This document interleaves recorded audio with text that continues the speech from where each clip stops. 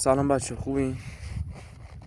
امروز 31 خرداد یک شنبه اومدم براتون با هم ویدیو بگیرم و واقعا حال تمرین کردن ندارم، واقعا حال ندارم، واقعا خستم، ولی فقط به خاطر شما اومدم اینجا تمرین. بعد میدونی از چی میسوزم؟ ببخشید من تقریبا داره میشه 6 ماه یه ویدیو مبارزه گذاشتم، یک لایک نگرفته. اون یه لایکی هم که روش من لایک کردم، خودم لایک کردم. بابا یه لایک بزن میمیری. یه سابسکرایب چیزی داره. ویدیو آموزشی هم گرفتم، تازه میخوام آپلودش کنم، دادم ادیتور درستش کنه. الان خدایی نکن همین ویدیو که من میگیرم 20 تا بازدید میگیره، یه لایک هم نمیگیره. بابا لایک کنین دیگه، اذیت نکنین ناموسن. دارن دهن خودمو جر میدم.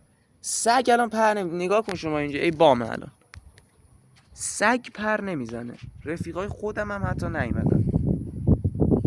سگ پر، یه سگ اونجا خوابیده فقط. وضعیت اینطوریه. دهنم سرویس شد. صبح به صبح بلند شو بی بام ویدیو بگی. لایک کن دیگه بابا، لایک کن، سابسکرایب هم بکن. مرسی، خداحافظ.